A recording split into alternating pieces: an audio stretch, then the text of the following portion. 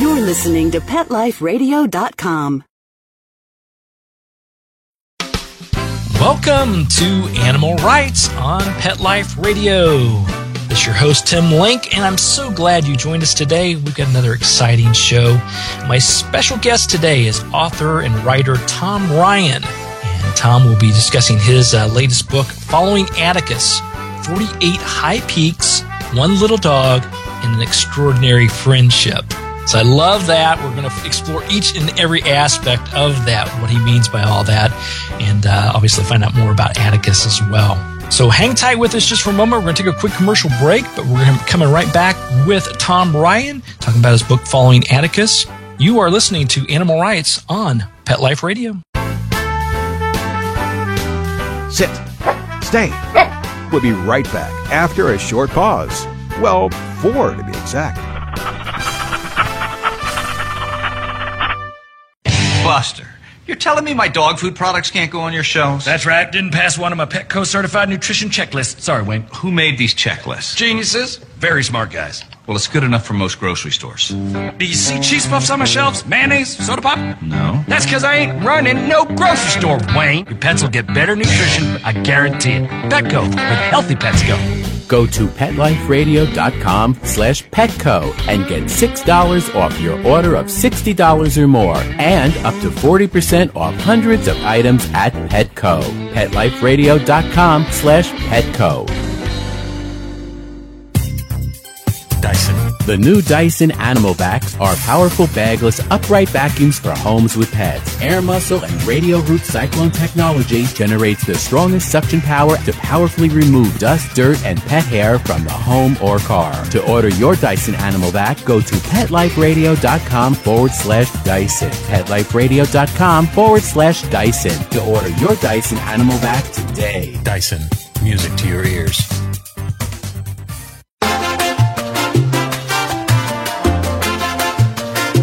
Hi, this is Ken Jones from the Prince of Ponds podcast.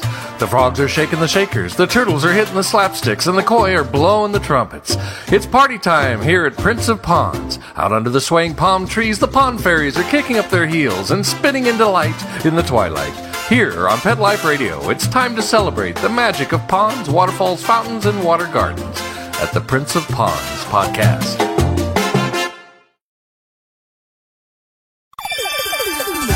Let's talk pets on PetLifeRadio.com. Welcome back. Thanks for listening to Animal Rights on Pet Life Radio. This is your host, Tim Link. Once again, I'm so glad you joined us today. Joining me now is author and writer of Following Atticus, Tom Ryan. Tom, welcome to Animal Rights on Pet Life Radio. Thanks for having us on today. Appreciate it. Yeah, and I love that having us on because I have a feeling a beautiful little furry boy is sitting close to you. Atticus is sitting right by my side, as he always is, yes. Well, somebody's got to keep you in line, right, Tom? Well, that's what I say. Everyone says he looks so serious in most of his pictures. I said because he's paying attention to the way I behave myself, so someone needs to.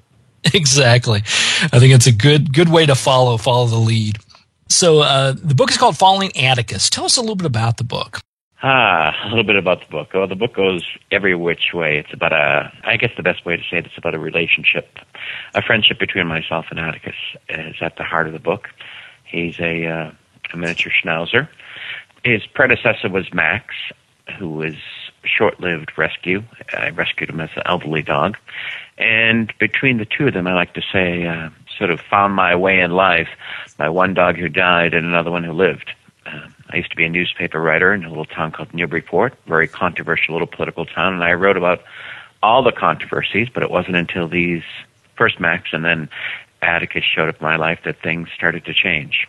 And starting to change means we undertook a great quest.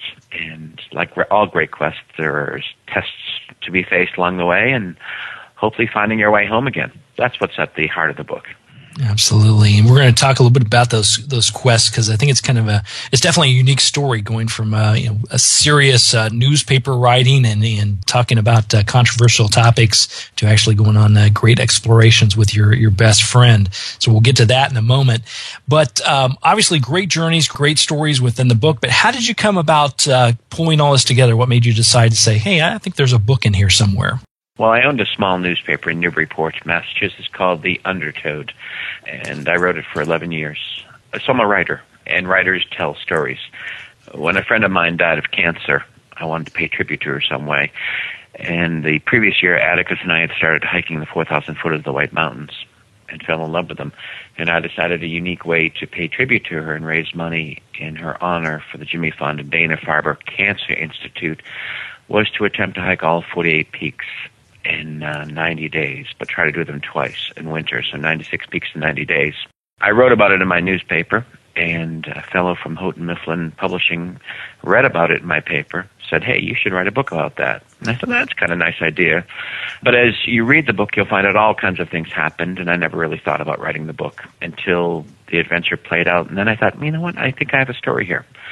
So I didn't end up starting the adventure to write a book. I ended up writing a book because we had this great adventure. And the great stories in here, very intriguing, heart-tugging stories, fun stories. There's a lot of good stuff in there to keep everybody intrigued and interested. But I have to ask you about your hiking journey. Had you and Atticus been big hikers to begin with and decided, let's expand a little bit further, or is it just something where maybe you looked out the window and said, it'd be interesting to walk up there? My brothers were hikers, and I wasn't. I was very sedentary. I weighed about 300 pounds. I could barely walk a block up the street to my apartment from the newspaper stand without my back hurting and being out of breath. So once Atticus came into my life as a puppy, I started becoming more active, watching myself, taking better care of myself so I could take better care of him. And after about 2.5 years, one of my brothers said, would you like to do a hike with us? And I did. Atticus and I joined them, and we got to the top of that first peak, and it was horrible getting up that mountain. But once we got to the top, the view was just something I'd never imagined. It was really heaven on earth. And that was in September. And all the rest of the autumn and all through the winter, I could only think about those mountains. So Atticus and I returned that next summer, and we did something a bit unusual. We hiked each of the 48 4,000 footers in 11 weeks in our first summer of hiking. And we fell in love then and just kept going. Wow, that's amazing. That's amazing. And when you talked about the 96 peaks in 90 days, we're not just talking about summertime hiking. No, our quest it was taken in winter. Only one person had ever done it, a very intense, I would say, a woman who's almost call her a professional mountaineer. Only one dog had ever done the 4,000 footers in winter once, never mind trying to do 2 rounds, and that was a 160-pound Newfoundland. So we were going out about a different way. It was our second year of hiking. As I say, little dogs, middle-aged, overweight, out of shape, newspaper editors with a paralyzing fear of heights don't belong in the mountains, especially in winter, so what the heck were they doing up there?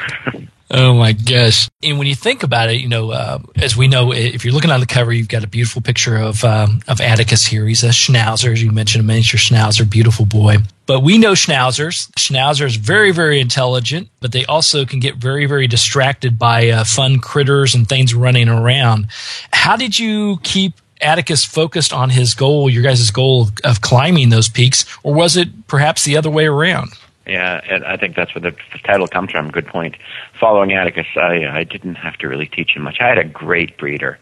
When you read the book, you'll find out she's very intuitive, and she has a different approach. And for the first month or 2 I had him, I didn't know how to raise a puppy.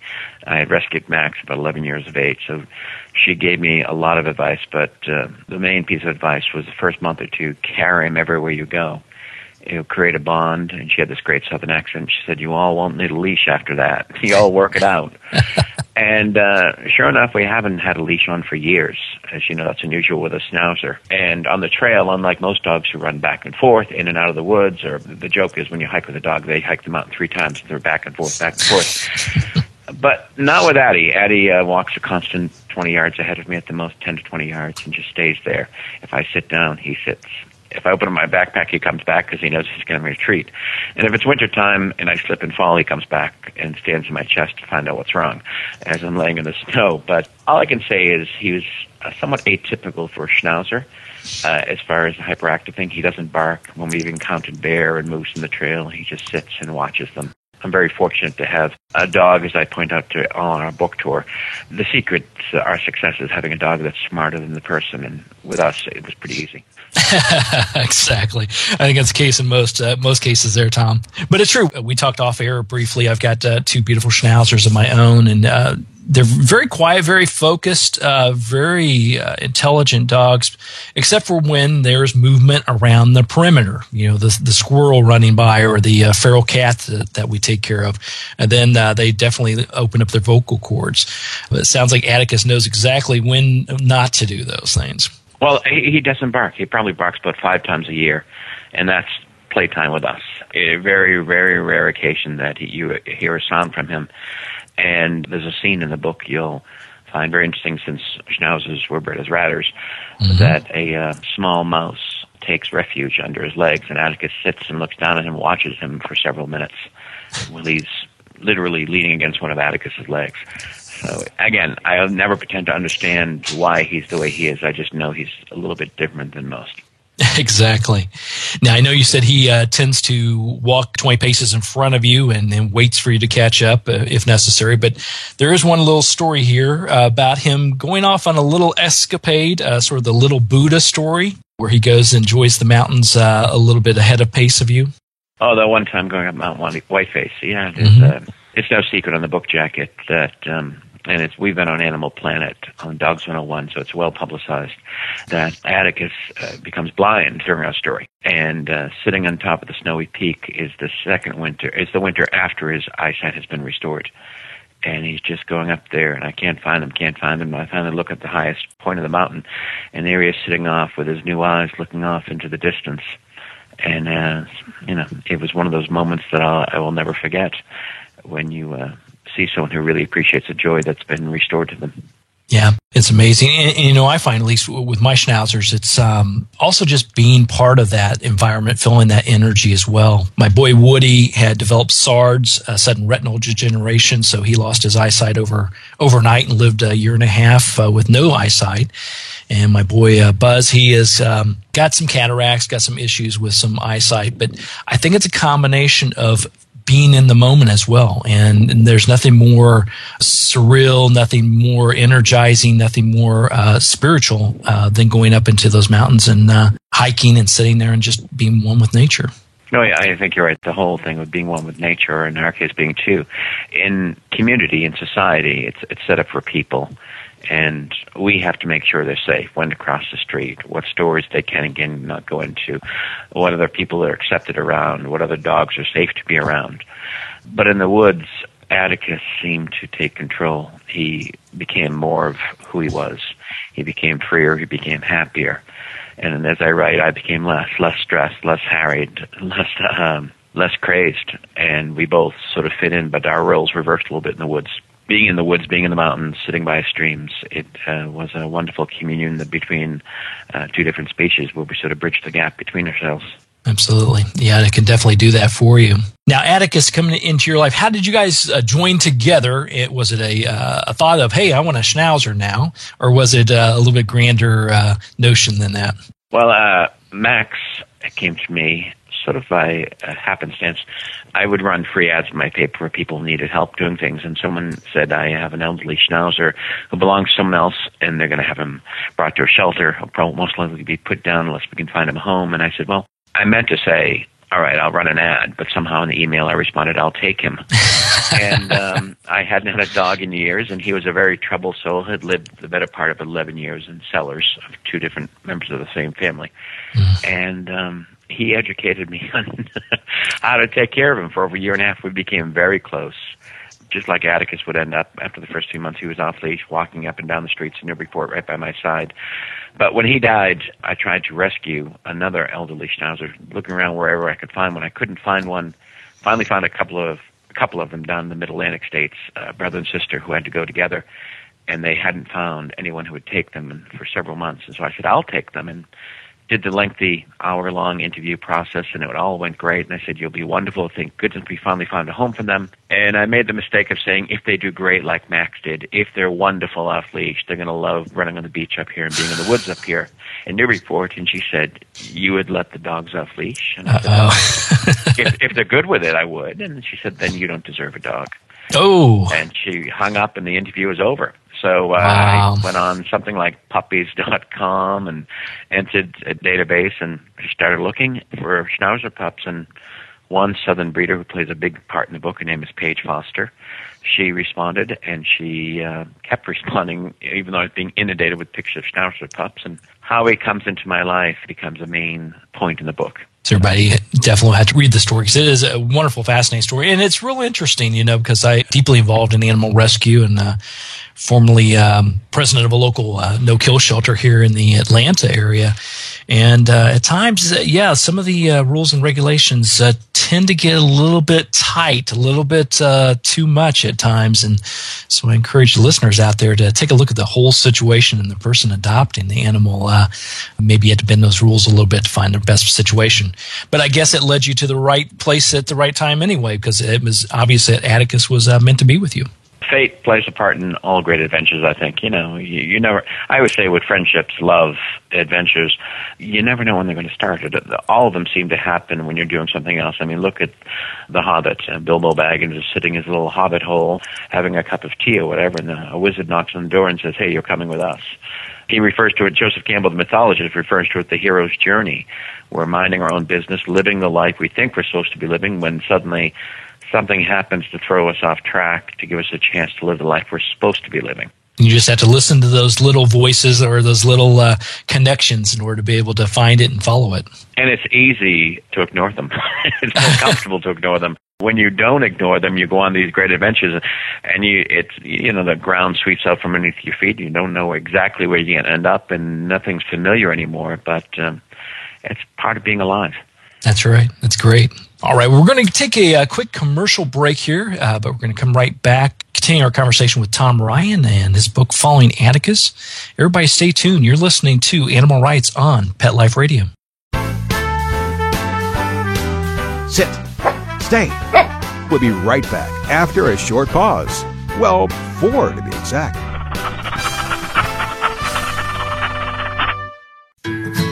Every pet is unique.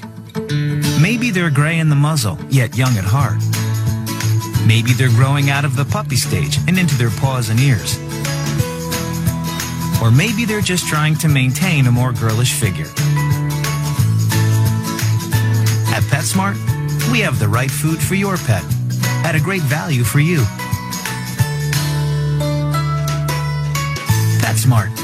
Be better together. Go to PetLifeRadio.com/PetSmart and save up to 30% on toys, collars, leashes, PetSmart gift cards, treats, and more. Go to PetLifeRadio.com/PetSmart today. Love your pets but wish their medications were a lot less expensive? They are at 1-800-PET-MEDS. You'll not only save on flea and heartworm medications, but on prescriptions for arthritis, incontinence, thyroid, and more. And you get fast service, free shipping, and a 100% satisfaction guarantee. Plus, our licensed pharmacists ensure accuracy, monitor drug interaction, and more. See why over 5 million people have trusted their pet's health to 1-800-PET-MEDS, America's largest pet pharmacy. Call now or order online. Go to PetMeds.com/Lucky, LUCKY, to get 10% off any order and free shipping on orders of $39 or more at PetMeds.com. I don't make any decisions about who to hire without going to Angie's List first. You'll find reviews on home repair to healthcare, written by people just like you. With Angie's List, I know who to call, and I know the results will be fantastic. Angie's List, who you can trust. Go to Angie'sList.com/rights and get 25% off any subscription. That's Angie'sList.com/rights, WRITES. Welcome to Sassy Seniors, a show about our fabulous older dogs and cats. I'm your host, Kelly Jackson. I wanted to create a show to really showcase our senior pets. And, as the human population ages and lives longer, of course, so are our wonderful pets. But many of us with aging pets, it's so interesting. We have a tough time realizing or really admitting that they are seniors. So, in a way, I kind of like to think of our senior pets as wise puppies. What do you think about that? Be sure to join us for another edition of Sassy Seniors. And remember, celebrate your senior pets. Every week on demand, only on PetLifeRadio.com.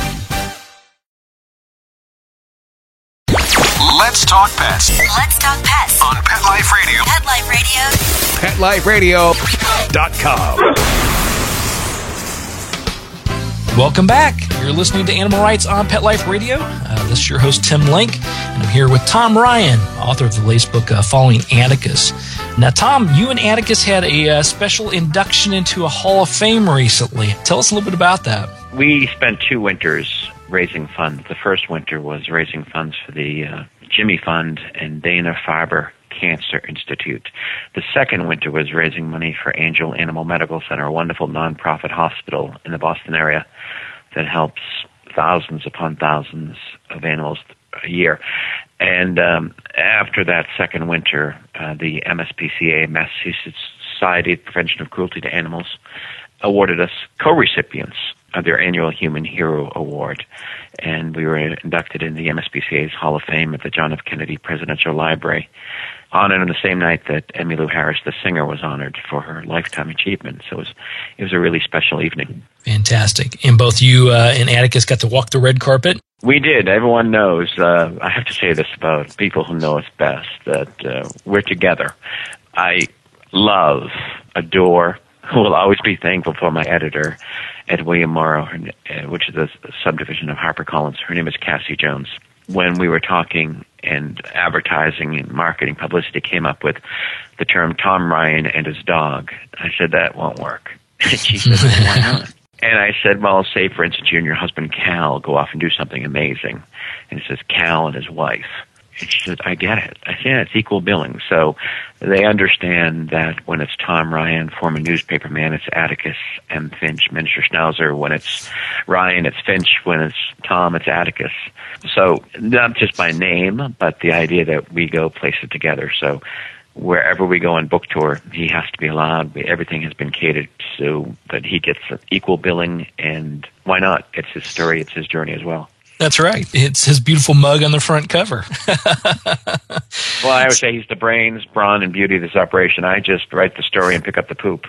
That's right. Somebody's got to carry the treats around. Tom, after our readers read the book, Following Atticus, tell us a little bit about what you hope they walk away from. Is there one thing or is there multiple things you want the readers to walk away from after reading the book? As a writer, I'm the school of thought that I don't try to convince anyone of anything. I'm one of those writers who'd rather stimulate thought or emotions. And we've had such great success since it's come out in September. It came out September 20th. And literally I get probably 20 emails a day from people I've never met before. And our Facebook page is starting to flourish more and more. And what I'm hearing more than anything is that on a superficial level, I love my dog more now because of this. Or reconnected with my father. Or I love nature more. You put in words. But what I'm happiest about is hearing people say, you took a chance. You stepped away from your life. You were leading a comfortable life. You were leading a life you were very familiar with for 40 years. And you did something completely different. And you know what? I'm going to follow my dreams now. And to hear that from some people, especially people who don't always read, and for some reason someone gave them the book and said, I don't read. But we've had a lot of first-time readers, and they said, we just fell into it. And it makes me want to do something that I've never done before. And that excites me as a writer. Very powerful, very inspirational. And I'm sure it was something that you hadn't thought of going into writing the book. You don't necessarily think, wow, I want to inspire people necessarily. You want to tell a story about your boy. Yeah, it's funny how I went about it. I signed the contract with HarperCollins, and I had 8 months to write the book. We had given the first 50 pages of the book and given a proposal of what it would look like. And I wrote it. My agent said, how's it going 3 weeks beforehand? I said, it's done. He said, good. All right, let's take a look at it. And I said, but I'm not happy with it. I felt like I wrote it for other people. And so I just threw it away. He said, you threw it away? I said, yes. He said, you threw 8 months of work? I said, yeah. I said, it's just not right. I'm going to start over. He said, you only have 3 weeks. So what I did with each chapter was pretending, I don't have children, but I pretended I had grandchildren, and I wanted to know the story of my friend Atticus M. Finch. And I wanted to write it in a more tender way, a less analytical way. And so I wrote to my imaginary grandchildren. Each chapter was a letter to them. And I turned it in on time, and it worked well, thankfully. Fantastic. So doing it the right way, the way it comes from your heart, made it flow much easier. Yeah, no one will accuse me of being too smart or too analytical. I'm a passionate man, whether it's good or bad. But as you know, with the dogs in your life, that's where they connect with you anyways. Friendships, lovers, animals, family members. When it really connects, it comes from the heart. It has nothing to do with the head. Yeah, exactly. Yeah, and you can't force a good story. A story needs to flow, and it has to come from the heart. And though us writers tend to wait till the last minute sometimes to get stories in, but those are stories not necessarily coming from our heart. Right. Well, some of the best stories do come in the heart. If you start with the head too much, you think too much about what people want. If you go with your passions, with your heart, you get it there, and then you use the head to whittle it down and make it a little bit cleaner, I believe. Yeah, that's a good way to put it. Now, I have to ask you, compare the process of being a publisher and editor of a newspaper that goes out, compared to putting your thought and your heart into putting together a book. Someone stopped me. We live in a small town of Jackson, New Hampshire now, up in the White Mountains, and someone stopped me the other day, and he said, I didn't know this about you. You've lived here for 2.5 years, and we always see you and Atticus walking around town, but we didn't know that much about you. Boy, you had a crazy life. There were death threats, there were slashed tires, there were all kinds of things going through your life back in Newburyport. But it seems to me you had more courage writing about your feelings for your father, writing about heartache when Max died and when Atticus went through some trials and tribulations. He said, you really revealed yourself. He said, that must have been really difficult. And I said, well, Dick, one of the things being a newspaperman taught me was we're all screwed up. The only difference was I admit to mine. So I actually feel a bit emboldened to... being a newspaperman gave me an understanding what the human condition was, and putting it out there, I think it horrifies some people. I think some of my brothers and sisters are horrified about some of the things I read about the family, which is not overly personal, but in a stilted Irish Catholic family, just to even say the word love, the four-letter word. So the idea of saying anything about family in a memoir is difficult, but it's a different process when you're writing about crooked cops who are going through your trash or a dishonest mayor, as compared to revealing what's within yourself. I always say that Atticus in my life made the difference of me paying attention to what was outside, and I knew everything that was going on in the city of Newburyport, but little about myself. And in the end, after traveling with him and constantly going through life, even today with him, that I know more about myself than I used to. So the journey has become more internal. Yeah, so the journey continues, just in a different method or different process. Right, and someone once said, a much smarter man than me once said, the world's a mess. It will always be a mess. Don't worry about it. Just clean up your own act, and that will make the world a better place. So that's what I concentrated on doing. There you go. Good words to live by. So, Tom, we're coming close to the end of the show here. Where can listeners find out more about the book, Following Atticus, and also your guys' continued adventures? Well, we have a Facebook page. Facebook is everywhere, and it's amazing how much it works. We've had some book signings where the store did not bring in anyone, but the Facebook page did. Yeah. You can just look for Following Atticus on Facebook, or you can Google Tom and Atticus, and you'll come to our blog, which was just named a blog of note by Blogger. They choose 365 blogs a year throughout the world, and we were just chosen as one. Mm-hmm. You can also go to Amazon, Barnes & Noble, or your local independent bookstore. I love shopping at my indie bookstores. That's where I do most of my shopping. Yeah, it's fun and really intimate in the indie stores, so I think you're spot on with that. You know, word of mouth is everything, and that's how they push it. It's great. If they love a book and they embrace it, then they'll let you know. That's right. And you form those close-knit relationships with your local indie bookstores. So everybody, take a look. Go on Facebook, Following Atticus, and definitely take a look at what Atticus and Tom are up to. Keep track of them through their blog. Everybody, pick up a book. It's fantastic. It's called Following Atticus, 48 High Peaks, One Little Dog, and an Extraordinary Friendship. Tom, thanks for coming on the show today. We really appreciate it. We feel honored. Thank you. I know you're a busy guy, so I really appreciate being guests on your show. Our pleasure. Our pleasure. Give Atticus a little extra belly rub from us. Thank you. All right. We're coming to the end of the show today. I want to thank our listeners for listening to Animal Rights on Pet Life Radio.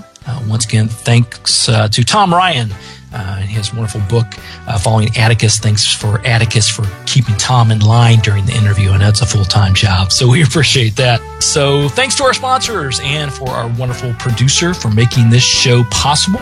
Really, really appreciate that. To find out more about me, Tim Link, and the other guests that I have interviewed on the Animal Rights Show, you can visit Pet Life Radio. Go to PetLifeRadio.com, click on Animal Rights, check out the blogs, check out this show and download it, as well as the other shows we have on the Animal Rights Show. And while you're there, be sure to check out all the other wonderful hosts and shows that we have on Pet Life Radio. If you have any questions, comments, or ideas for the show, please email me. You can email me at tim@petliferadio.com. That's tim@petliferadio.com, and I'll be glad to answer any questions you have, entertain any comments you have, any ideas you have for the show, and the authors, writers, bloggers that you want to hear from the most. Let me know who they are, and I'll do my very best to bring them on board. So until next time, write a great story about the animals in your life, share it in a blog, article, or in a book, and who knows, you may be the next guest on Animal Rights on Pet Life Radio. Thanks for joining us.